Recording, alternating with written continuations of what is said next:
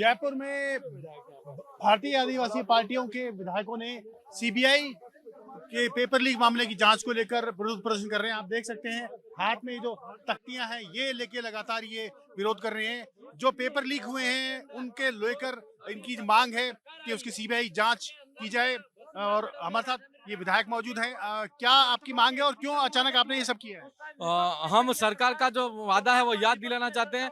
पूर्व के अंदर कांग्रेस की सरकार के समय विधानसभा के सदन के अंदर वसुंधरा जी राजेंद्र जी राठौड़ ने और माननीय जितने भी सदस्य भारतीय जनता पार्टी के हैं उन्होंने सीबीआई जांच से मांग की थी।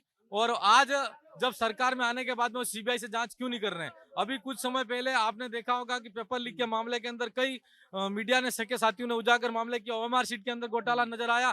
तो आज सरकार उसको ठंडे बस्ते के अंदर क्यों डालना चाह रही है? हम युवा बेरोजगारों के साथ में ये कहना चाहेंगे कि उनके साथ में न्याय होना चाहिए और सरकार अपना संकल्प पत्र है उसको याद करे। आपके साथ विपक्ष क्यों नहीं है? विपक्ष क्यों नहीं है आपके? देखो विपक्ष, मुझे ये लगता है कि सरकार दोनों मिलीभगत है।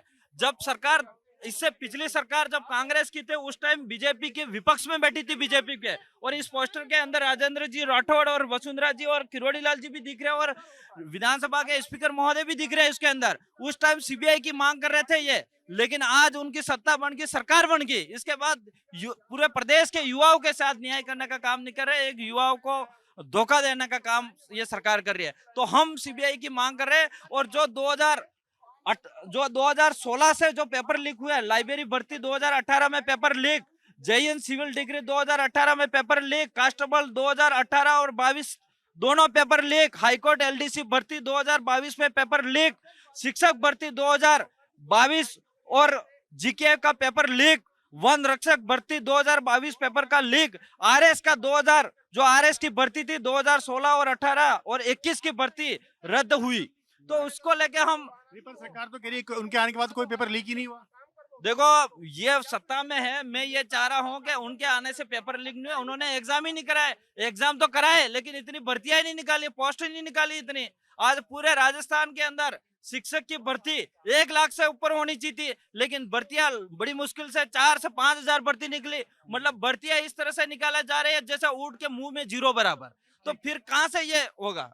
साफ तौर पर अपनी बात को सदन में रखने के लिए ये इसी तरह से जाएंगे और अपना विरोध प्रदर्शन जो है वो जारी रखेंगे। कल भी इन्होंने इसी संदर्भ में अक्सर ये सदन में बात उठाते रहे हैं कि आदिवासियों को लेकर बीजेपी ने अपने 2 बजटों में क्या दिया, और आज सीबीआई जांच की मांग को लेकर, पेपर लीक के प्रकरणों में सीबीआई जांच की मांग को लेकर ये लोग उन्होंने अपना विरोध प्रदर्शन किया और उसी को सदन में भी लेके जाएंगे। दिलीप परमार के साथ देवेंद्र सिंह, इंडिया डेली, जयपुर। देखिए इंडिया डेली 24/7 अब आपके स्मार्ट टीवी पर। इंडिया डेली मौजूद है सभी डिजिटल प्लेटफॉर्म पर लाइव और लगातार। इंडिया डेली 24/7 हर दिन राष्ट्र को समर्पित।